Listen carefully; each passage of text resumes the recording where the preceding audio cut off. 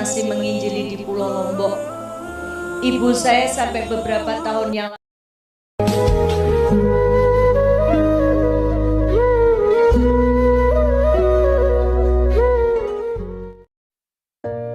Assalamualaikum warahmatullahi wabarakatuh. Kembali lagi dengan channel Bingkai Islam. Hari ini kita akan bahas tentang seorang mualaf wanita mantan aktivis gereja. Perempuan itu kini aktif mengisi pengajian di mana-mana. Selayang pandang, orang mungkin tidak menyangka, dia mantan aktivis gereja yang pernah begitu membenci Islam. Dewi Purnamawati itu tumbuh besar di lingkungan Katolik. Kekristenan sang ibu sangat kuat. Sang ibu adalah aktivis gereja yang berhasil memurtadkan tokoh agama Islam di kampungnya di Lombok. Sejak kecil, Dewi dan adik-adiknya dididik menjadi Kristen fanatik. Dewi juga menapaki jalan serupa sebelum berislam. Perempuan kelahiran Solo, sewaktu kecil sering mengajak teman-temannya ikut sekolah minggu. Pada 1970-an, mereka dibaptis bersama saya. Herannya, orang tua mereka tidak risau sama sekali, kata dia. Misi tersebut dia jalani hingga remaja. Sang ibu bahkan mendorong agar dia berpacaran dengan Muslim. Dewi pun menjalin hubungan dengan seorang aktivis gerakan mahasiswa Islam. Selama masa pacaran itu, Dewi tak menampakkan misinya, justru menonjolkan toleransi dan kepedulian. Jadi, kita bisa banyak membantunya dan membuatnya banyak bergantung pada kita. Kata perempuan yang baru saja meraih gelar master di Universitas Muhammadiyah Surakarta ini, UMS, ini.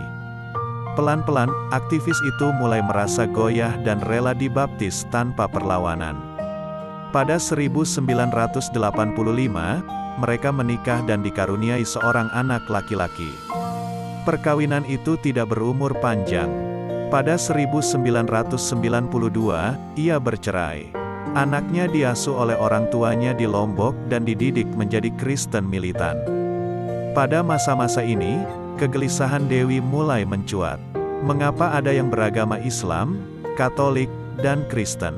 Sesungguhnya, beragama Islam, Katolik, dan Kristen itu siapa yang memerintahkan? Pertanyaan demi pertanyaan mulai menghampiri. Di dalam Bible, dia tidak menemukan perintah beragama Katolik atau Kristen.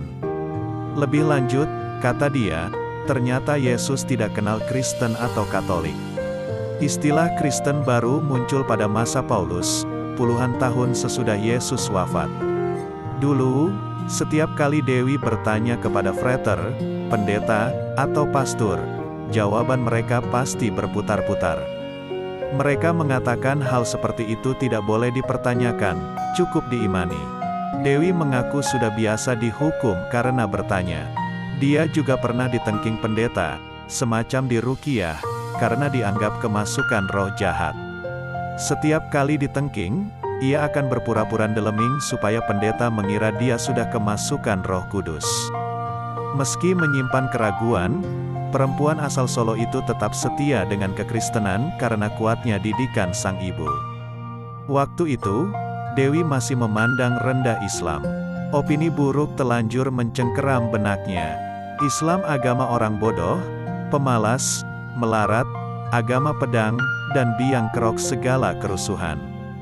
Kebetulan, gambaran umat Islam yang dia lihat di Lombok mendukung kesan negatif itu.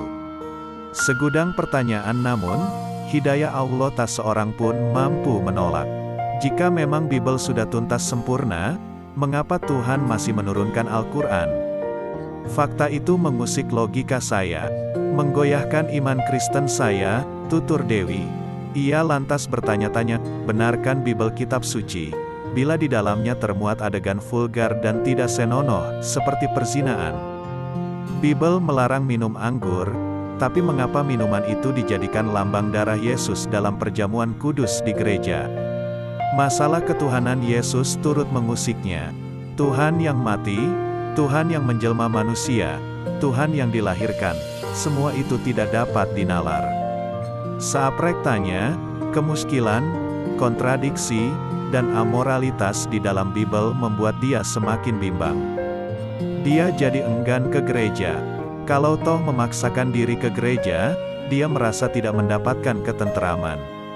Saat ia tengah berada dalam krisis spiritualitas, sebuah peristiwa mengerikan nyaris merenggut nyawanya. Awal 1999, saat Dewi tengah melaju kencang dengan mobil menuju Madiun, ban mobilnya tiba-tiba bocor terkena potongan pelat besi. Sontak, mobil berjalan zigzag tak keruan. Dia pucat pasi, ketakutan akan kematian spontan menghantui. Untungnya, dia belum ditakdirkan meninggal saat itu. Tuhan masih menyelamatkan. Dewi berhasil mengendalikan mobil dan menepi. Dia berhenti di pinggir persawahan yang sangat luas, jauh dari permukiman. Saat itulah, tiba-tiba terdengar kumandang azan maghrib. Hatinya bergetar, ia merasa harus segera memutuskan. Setelah bertahun-tahun dalam pergulatan batin dan memohon petunjuk Tuhan, pada Februari tahun 1999, Allah melapangkan dadanya untuk memeluk Islam. Islam adalah satu-satunya agama yang jelas dari Allah. Menyuruh manusia untuk menganutnya, ungkap Dewi. Seraya merujuk surah Al-Baqarah ayat ke-208. Ujian demi ujian pada awal masuk Islam, Dewi menghadapi berbagai ujian.